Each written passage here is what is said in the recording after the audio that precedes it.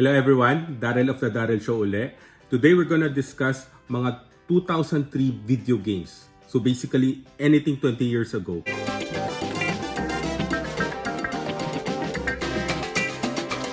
Hindi natin masasama lahat ng mga magagandang games sa 2003, but we're gonna try na punuin as much as possible, mabanggit lahat nung mga okay.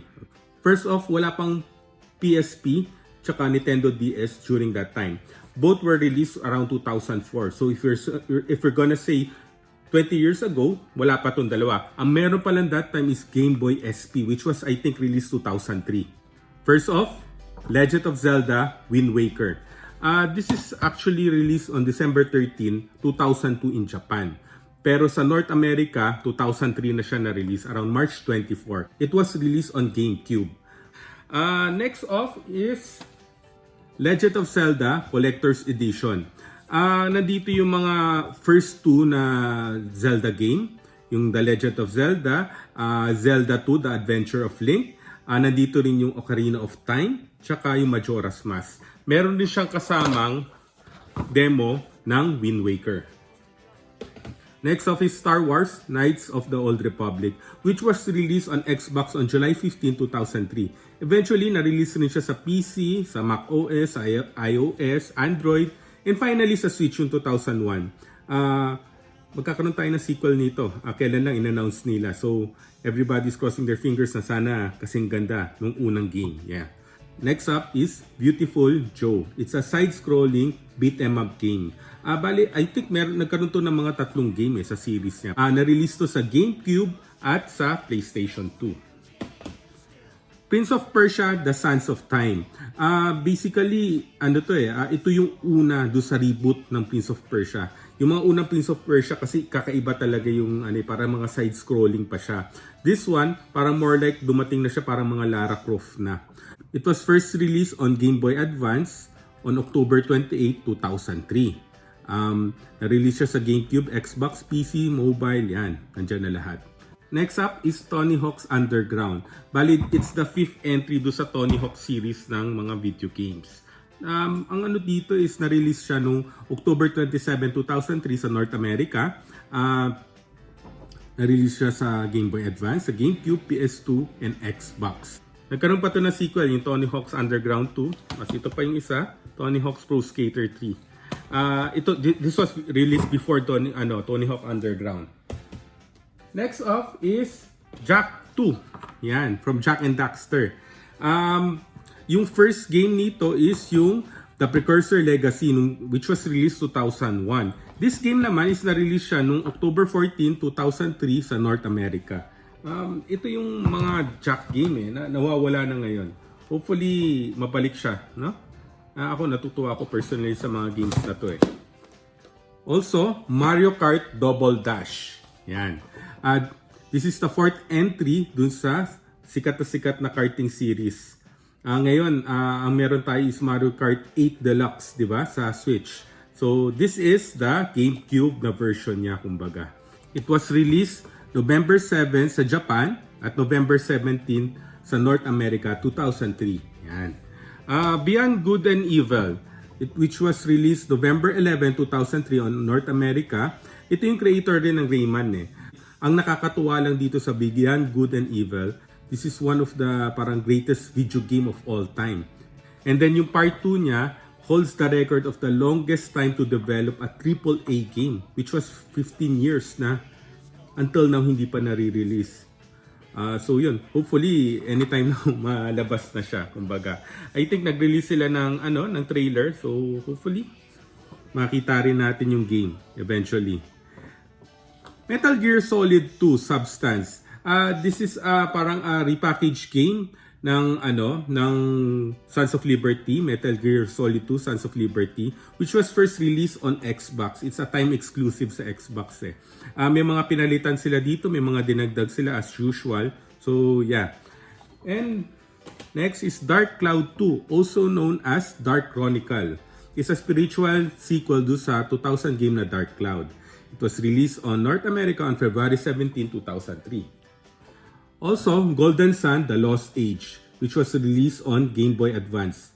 It was released first sa Japan noong 2002 actually.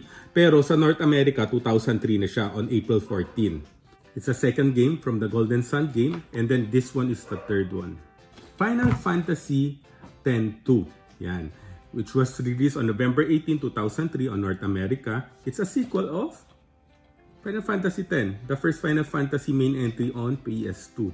So ito, it follows the game with Riku, Pain, and Yuna. Ang dami may crush kay Yuna dito. Para sila naging girl band dito eh. Pero if you play the game, parang talagang made siya na magkaroon ng part 2. Spoiler alert ha. Yung simula ng Final Fantasy X, yun yung ending ng Final Fantasy X-2. So yeah, I think everybody loves this. Next off is Silent Hill 3, which was released on Europe sa first time Europe na una, May 23, 2003, on North America on August 5, 2003. It was released on PS2 and PC. Well, basically Silent Hill is the answer of Konami dun sa Capcom na Resident Evil. So pero sa akin personally mas creepy siya. Next up is this guy, Hour of Darkness. This is the first entry do sa series which was released on January 30, 2003 on Japan. Bale, ito mahaba rin tong series na to pero ito yung pinakauna niyang game. So, that's it. Next up is Max Payne 2, The Fall of Max Payne. It was released on October 14, 2003. It's a third-person shooter and magkakaroon doon na remake sa PS5. Xenosaga Episode 1. Hindi ko nababasahin kung ano man yung title na yan. Der Will Zurmak. Hopefully, hindi ko masyado minasakar yung pagbasa nun. It was released on February 25, 2003 on North America on PS2. Nagkaroon pa to ng mga sequel. Episode 2, Episode 3. Yan. Ang lang dito sa game na to, ito yung sinundan ng Xenogears sa PS1. And then ngayon, if you're curious, siya yung mga Xenoblade Chronicles. Sila rin yung creator nito. Next up is Sonic Heroes. It was released on Japan on December 30, 2003. It's a return to linear gaming sa Sonic. Kasi yung nauna sa kanyang dalawa, Sonic Adventures 1 and 2, meron siya mapagka-sandbox yung niya eh. So parang hindi yata masyado nagustuhan ng mga tao. So bumalik sila doon sa linear lang yung puro takbo ka lang. Yan. Also, there's Rayman 3, Hoodlum Havoc. It was released on GameCube, Game Boy Advance, PS2, Xbox PC, OS X, PS3, Xbox 360, and Nokia N-Gage. Ito yung Nokia N-Gage, gusto ko magkaroon nito eh. They released this as an handheld gaming device. I think may mga Tomb Raider pa siya. Anyways, itong Rayman 3, meron siya. It was released on February 21, 2003. Ang meron na ako dito, Rayman Legends eh. So, wala tayong copy ng Rayman 3. Enter the Matrix. It was released May 14, 2003 on North America. Kasabay nito, on the same month, yung pinalabas yung Matrix Reloaded. Ito, I think si Niobe yung bida dito. And then, nakabenta to more or less sa 5 million copies. Nadala siya dun sa movie eh.